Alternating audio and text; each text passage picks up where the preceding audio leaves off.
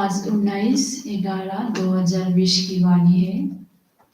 बाबा कहते मीठे बच्चे, यह सारी दुनिया रोगियों की बड़ी हॉस्पिटल है।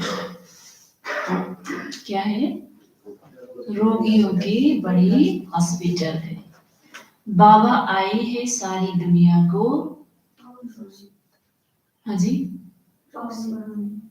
निरोगी बनाने। प्रश्न, कौन सी स्मृति रहे तो कभी भी मुरझाइश व दुख की लहर नहीं आ सकती है? बाबा का उत्तर, हम इस पुरानी दुनिया, पुराने शरीर को छोड़ घर में जाएंगे, फिर नई दुनिया में पुनर्जन्म लेंगे। हम अभी राजयोग सीख रहे हैं, रजाई में जाने के लिए। बाप हम बच्चों के लिए रूहानी राजस्थान स्थापना कर रहे हैं। यही स्मृति रहे तो दुख की लहर नहीं आ सकती। गीत है आज का, तुम ही हो माता पिता, तुम ही हो सखा, तुम ही हो। ओम शांति। गीत कोई तुम बच्चों के लिए नहीं है, नए नए को समझाने के लिए है। ऐसे भी नहीं कि यहाँ सब समझदार ही है, नहीं। बेसमझ को समझदार बनाया जाता है। बच्चे समझते हैं हम कितने बेसमझ बन गए थे, अब बाप हमको समझदार बनाते हैं। जैसे स्कूल में पढ़कर बच्चे कितना समझदार बन जाते हैं। हर एक अपनी अपनी समझ से बैरिस्टर, इंजीनियर आदि बनते हैं। यहाँ तो आत्मा को समझदार बनना है। पढ़ती भी आत्मा है शरीर द्वारा, है ना? कौन पढ़ते हैं? आत्मा पढ़ती है। परंतु बाहर में जो भी शिक्षा मिलती है वो है अल्पकाल के लिए शरीर निर्वाह। बल कोई कन्वर्ट भी करते हैं, हिंदुओं को क्रिश्चियन बना देते हैं। किस लिए बनाते होंगे? हिंदुओं को क्रिश्चियन की संख्या बढ़ाने के लिए, थोड़ा सुख पाने के लिए, पैसा नौकरी आदि सहज मिलने के लिए, आजीविका के लिए। अब तुम बच्चे जानते हो हमको पहले तो आत्माभिमानी बनना पड़े। यह ही मुख्य बात, क्योंकि यह है ही रोगी दुनिया। ऐसा कोई मनुष्य नहीं जो रोगी नहीं बनता हो, कुछ न कुछ होता जरूर है। यह सारी दुनिया बड़ी हॉस्पिटल है, जिसमें सब मनुष्य पतित रोगी है। आयु भी बहुत कम होती है, अचानक मृत्यु को पा लेते हैं, काल के चंबे में आ जाते हैं। यह भी तुम बच्चे जानते हो। तुम बच्चे सिर्फ भारत की ही नहीं, सारे विश्व की सर्विस करते हो गुप्त रीति। मूल बात है कि बाप को कोई नहीं जानते, मनुष्य होकर और परलौकिक बाप को नहीं जानते, उनसे प्यार नहीं रखते। अब बाप कहते हैं मेरे साथ प्यार रखो ना। बाबा कहते हैं अब मेरे साथ प्यार रखो। मेरे साथ प्यार रखते रखते तुमको मेरे साथ ही वापस चलना है। जब तक वापस चलो तब तक इस छीछी दुनिया में रहना पड़ता है। पहले तो देह अभिमानी से देही अभिमानी बनो, तब तुम धारणा कर सकते हो और बाप को याद कर सकते हो। अगर देही अभिमानी नहीं बनते तो कोई काम के नहीं। देह अभिमानी तो सब है, तुम समझते भी हो कि हम आत्म अभिमानी नहीं बनते, बाप को याद नहीं करते, तो हम वही है जो पहले थे। मूल बात ही है यही अभिमानी बनने की। तो बाबा ने कहा मूल बात यहाँ क्या है? यही अभिमानी बनने की, न कि रचना को जानने की। गाया भी जाता है रचता और रचना का ज्ञान। ऐसे नहीं कि पहले रचना फिर रचता का ज्ञान कहेंगे, नहीं, पहले रचता वही बाप है। कहा भी जाता है हे गॉडफादर, वो आकर तुम बच्चों को आप समान बनाते हैं। बाप तो सदैव आत्म अभिमानी ही है, इसीलिए वो सुप्रीम है। बाप कहते हैं मैं तो आत्म अभिमानी हूं। जिसने प्रवेश किया है उनको भी आत्म अभिमानी बनाता हूं। इनमें प्रवेश करता हूं इनको कन्वर्ट करने, क्योंकि यहाँ भी देह अभिमानी थे। इनको भी कहता हूं अपने को आत्मा समझो। समझ मुझे यथार्थ रीति याद करो। ऐसे बहुत मनुष्य है जो समझते हैं आत्मा अलग है, जीव अलग है। आत्मा देह से निकल जाती है तो दो चीज हुई ना। बाप समझाते हैं तुम आत्मा हो, आत्मा ही पुनर्जन्म लेती है, आत्मा ही शरीर लेकर पाठ बजाती है।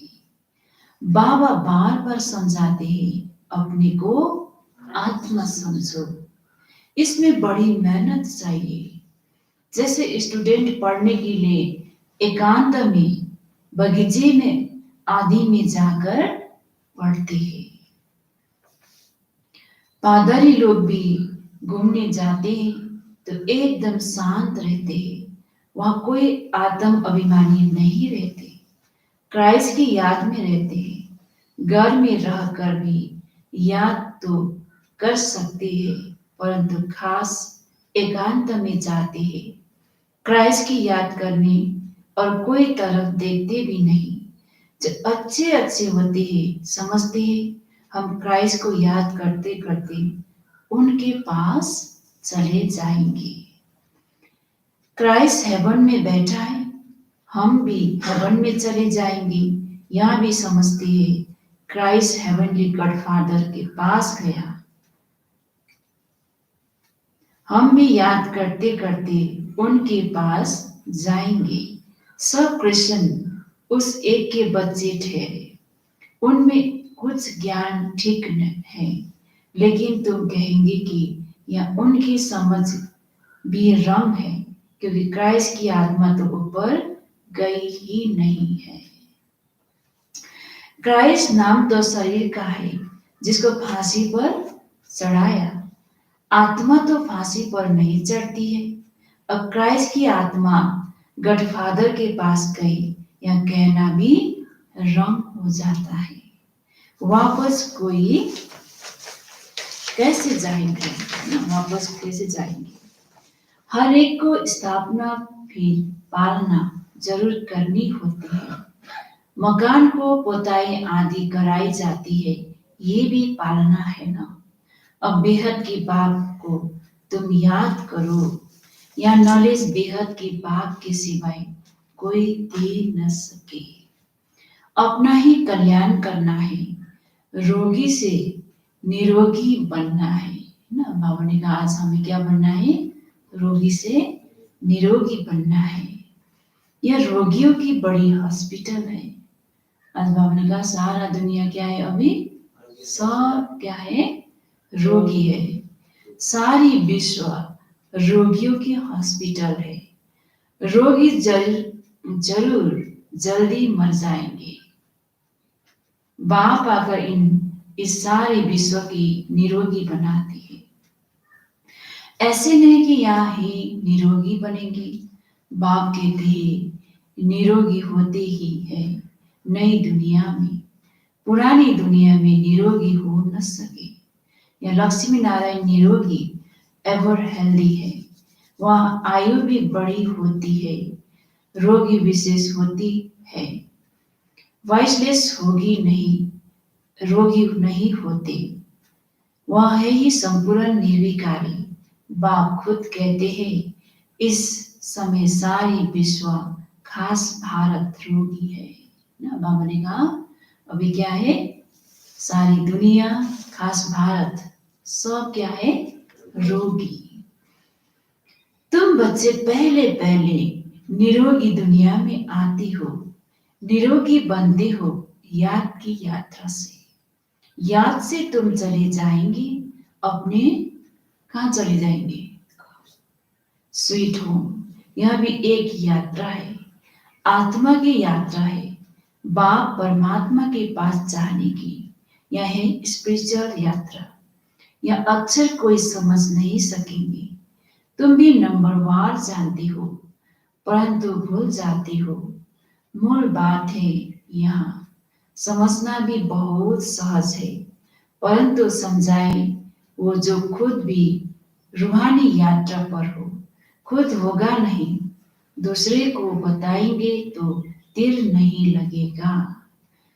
सच्चाई का जोर चाहिए।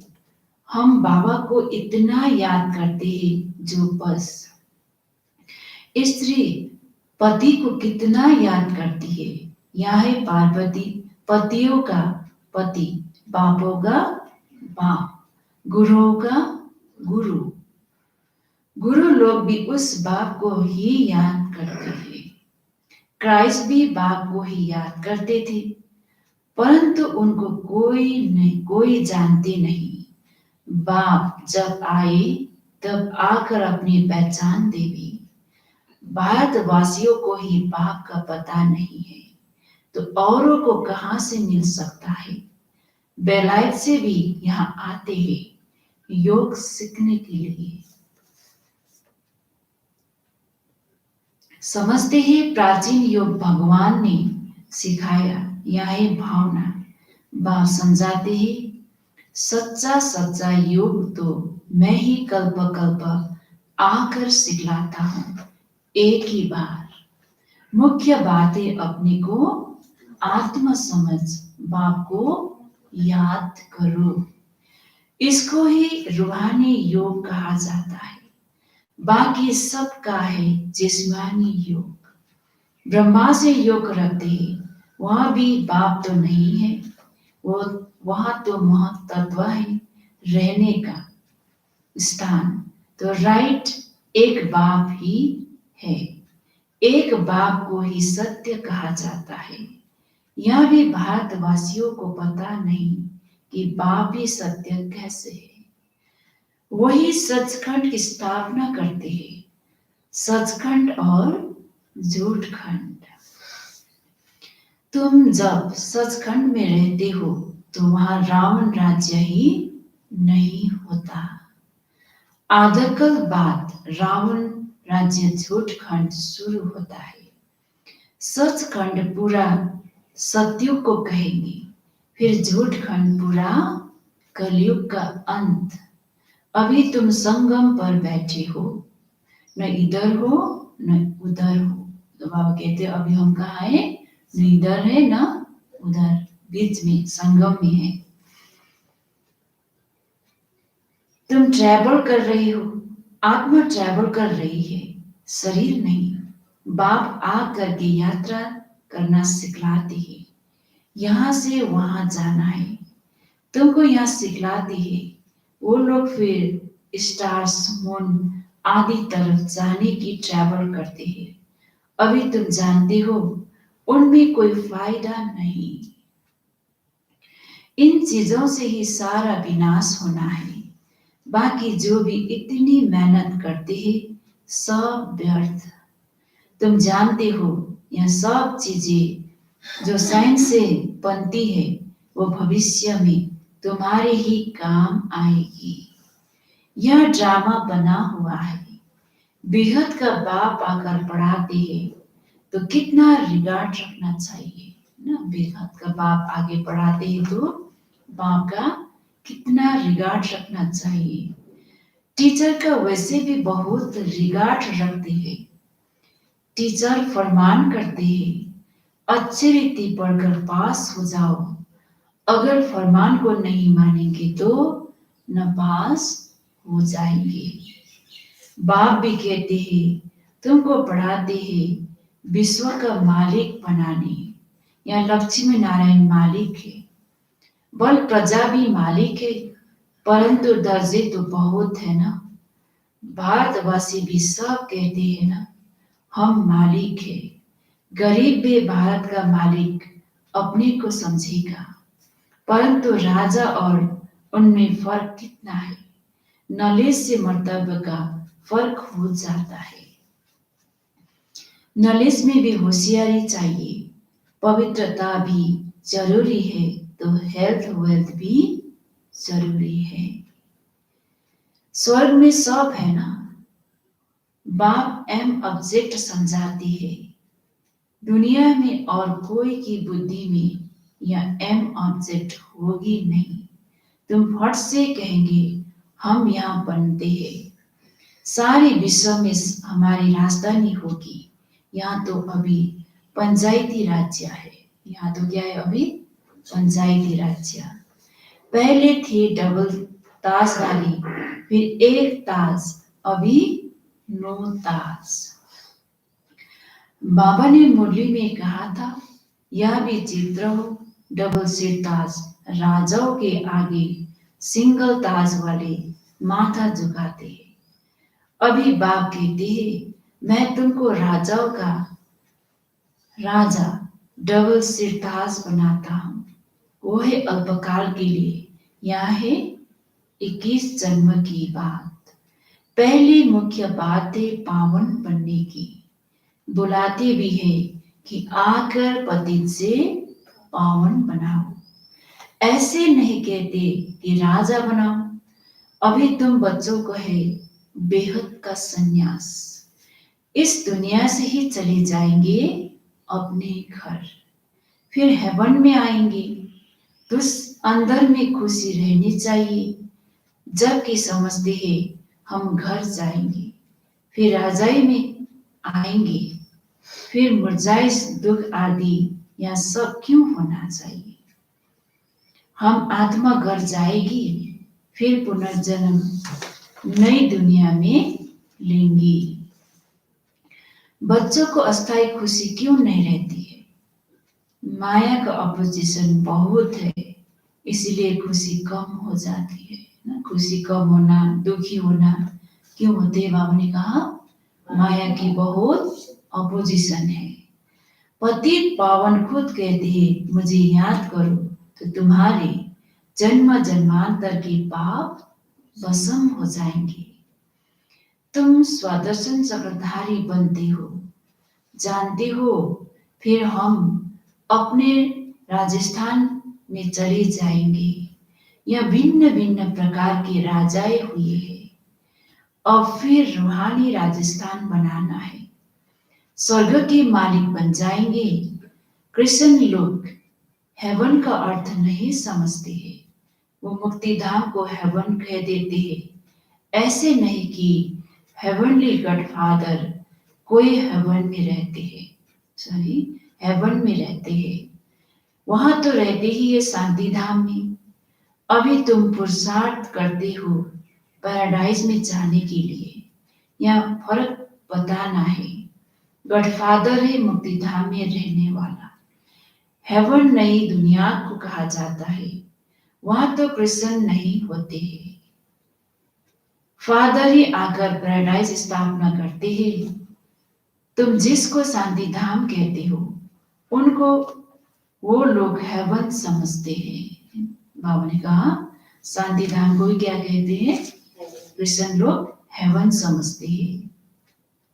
यह सब समझने की बातें हैं। बाप कहते हैं नॉलेज तो बहुत सहज है, यह पवित्र बनने की नॉलेज। मुक्ति जीवन मुक्ति में जाने की नॉलेज जो बाप ही दे सकते हैं। जब किसको फांसी दी जाती है तो अंदर में यह रहता है हम भगवान पास जाते हैं। फांसी देने वाले भी कहते हैं गढ़ को याद करो। गॉड को जानते दोनों ही नहीं है। उनको तो उस समय मित्र संबंधी आदि जाकर याद पड़ती है। गायन भी है अंतकाल जो स्त्री सिमरे, कोई ना कोई याद जरूर रहता है। सतयुग में ही मोह जीत रहते हैं। वह जानते हैं एक खाल छोड़ दूसरी ले लेंगे। वहां याद करने की दरकार नहीं, इसीलिए कहते हैं दुख में सिमरन सब करे, सुख में करे न कोई। यहाँ दुख है इसीलिए याद करते हैं, भगवान से कुछ मिले। वहां तो सब कुछ मिला ही हुआ है। तुम कह सकते हो हमारा उद्देश्य है मनुष्य को आस्तिक बनाना, धनी के बनाना। अभी सब निधन के है, हम धन का बनते हैं। सुख शांति संपत्ति का वर्षा देने वाला बाप ही है। इन लक्ष्मी नारायण की कितनी बड़ी आयु थी। यहाँ भी जानते हैं भारतवासियों की पहले पहले आयु बहुत बड़ी रहती थी, अब छोटी है। क्यों छोटी हुई है यह कोई भी नहीं जानते।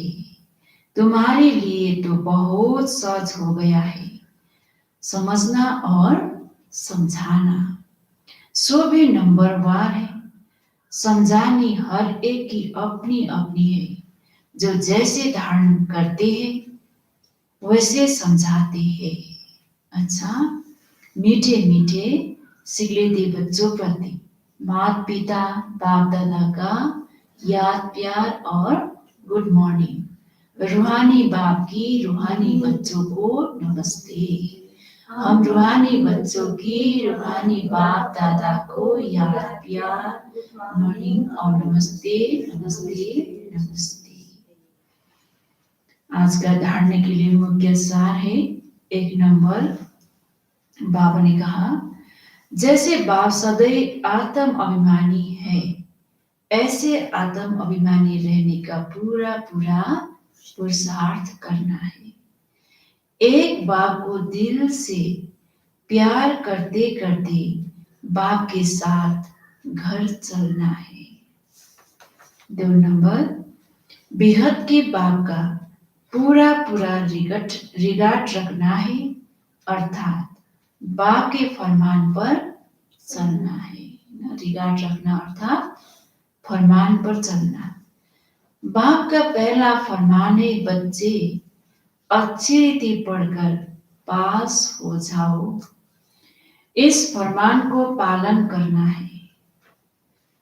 आज का वरदान है सेंस और इसेंस के बैलेंस द्वारा अपनेपन को सुहाग करने वाले विश्व परिवर्तक भव। सेंस और इसेंस के बैलेंस द्वारा अपनेपन को सुहाग करने वाले विश्व परिवर्तक भव। इस सेंस अर्थात ज्ञान की पॉइंट्स, समझ, और इसेंस अर्थात सर्वशक्ति स्वरूप, स्मृति और समर्थ स्वरूप, इन दोनों का बैलेंस हो तो अपनापन व पुरानापन स्वाहा हो जाएगा। हर सेकंड, हर संकल्प, हर बोल और हर कर्म विश्व परिवर्तक की सेवा प्रति स्वाहा होने से विश्व परिवर्तक स्वतः ही बन जाएंगे, जो अपनी देह की स्मृति सहित स्वाहा हो जाते हैं। उनके श्रेष्ठ वाइब्रेशन द्वारा वायुमंडल का परिवर्तन सहज हो जाता है। बाबा ने वरदान में कहा सेंस और इसेंस के बैलेंस द्वारा अपनेपन को सुहाग करने वाले विश्व परिवर्तक भव। सेंस अर्थात ज्ञान की पॉइंट्स, समझ, और इसेंस अर्थात सर्वशक्ति स्वरूप, स्मृति और समर्थ स्वरूप, इन दोनों का बैलेंस हो तो अपनापन व पुरानापन स्वाहा हो जाएगा। हर सेकेंड, हर संकल्प, हर बोल और हर कर्म विश्व परिवर्तन की सेवा प्रति स्वाहा होने से विश्व परिवर्तक स्वतः ही बन जाएंगे। जो अपने देह की स्मृति सहित स्वाहा हो जाती है, उनके श्रेष्ठ वाइब्रेशन द्वारा वायुमंडल का परिवर्तन सहज होता है। आज का स्लोगन है, प्राप्तियों को याद करो तो दुख व परेशानी की बातें भूल जाएंगी। प्राप्तियों को याद करो तो दुख व परेशानी की बातें भूल जाएंगे। ओम शांति।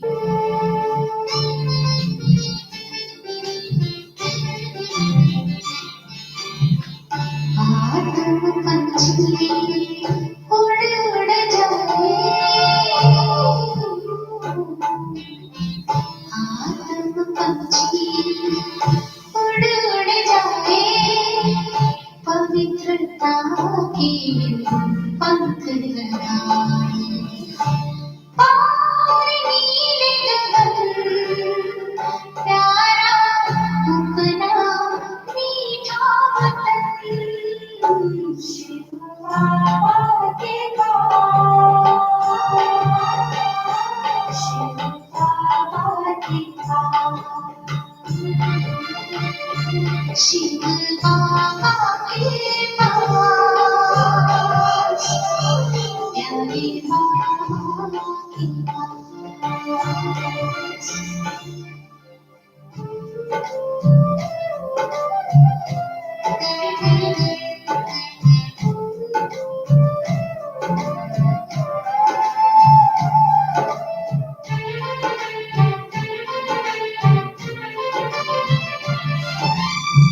सुख सागर की लहरों